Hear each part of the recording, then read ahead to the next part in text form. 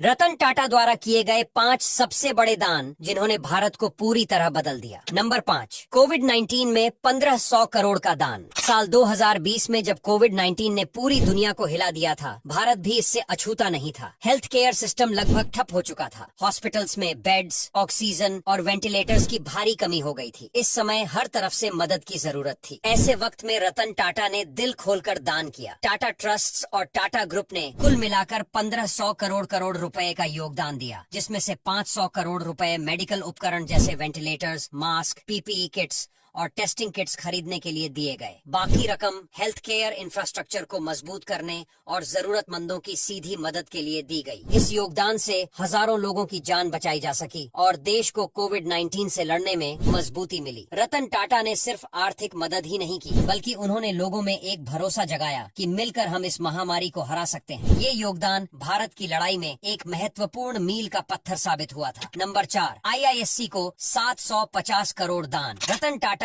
हमेशा से साइंस और रिसर्च को बढ़ावा देने में यकीन रखते थे। उनका मानना था कि अगर हमें आगे बढ़ना है तो इनोवेशन और टेक्नोलॉजी को अपनाना होगा। इसी सोच के साथ उन्होंने साल 2014 में इंडियन इंस्टीट्यूट ऑफ साइंस यानी IISc बैंगलोर को 750 करोड़ रुपए का दान दिया था। ये रकम रिसर्च और नए टेक्नोलॉजी प्रोजेक्ट्स के लिए इस्तेमाल की गई। इस दान से कई रिसर्च सेंटर्स बनाए गए और IISc को ग्लोबल रिसर्च सेंटर के रूप में पहचान मिली। यहाँ से निकले कई इनोवेशन और टेक्नोलॉजी ने भारत को विश्व पटल पर नई पहचान दी। ये योगदान सिर्फ आर्थिक मदद नहीं था, बल्कि भारत के फ्यूचर को बेहतर बनाने की दिशा में एक बड़ा कदम था। नंबर 3, कैंसर रिसर्च के लिए 1100 करोड़ का दान। भारत में हर साल लाखों लोग कैंसर जैसी घातक बीमारी से जूझते हैं। इलाज महंगा होता है और हर कोई इसे अफोर्ड नहीं कर पाता। इस समस्या को समझते हुए रतन टाटा ने 2017 में कैंसर रिसर्च और इलाज के लिए 1100 करोड़ रुपए का योगदान दिया। इस राशि का इस्तेमाल कैंसर हॉस्पिटल्स और रिसर्च सेंटर्स बनाने में किया गया, खास तौर पर उन इलाकों में जहां इलाज की सुविधाएं नहीं थी। रतन टाटा का यह दान लाखों लोगों के लिए राहत लेकर आया, खास तौर पर उन गरीब मरीजों के लिए जिनके पास इलाज के लिए पैसे नहीं थे। इस योगदान ने कैंसर रिसर्च को भी बढ़ावा दिया और नई नई तकनीकें डेवलप हुई, जिससे इलाज और भी बेहतर हो गया। ये सिर्फ एक दान नहीं, बल्कि उन हजारों जिंदगियों की नई उम्मीद थी जो कैंसर से जूझ रहे थे। नंबर 2, एजुकेशन सिस्टम के लिए 1300 करोड़ का निवेश। रतन टाटा हमेशा से इस बात पर जोर देते आए हैं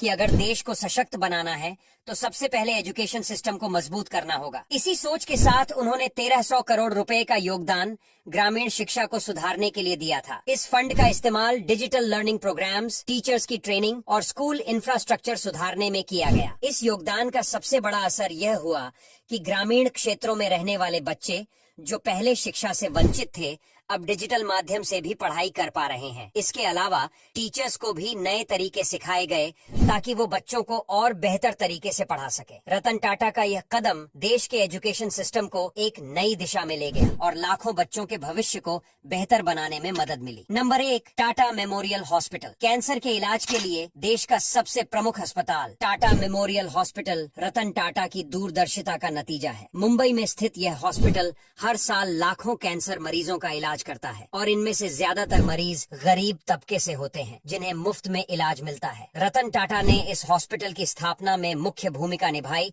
और करोड़ों रुपए का योगदान दिया। टाटा मेमोरियल हॉस्पिटल सिर्फ एक अस्पताल नहीं, बल्कि कैंसर के इलाज में एक क्रांति है। यहाँ नए नए रिसर्च किए जाते हैं, नए ट्रीटमेंट्स डेवलप होते हैं और सबसे बड़ी बात यह है कि गरीब मरीजों को भी बिना किसी चिंता के यहाँ इलाज मिलता है। रतन टाटा का यह योगदान न सिर्फ भारत में बल्कि पूरे एशिया में कैंसर के इलाज के लिए एक मिसाल है।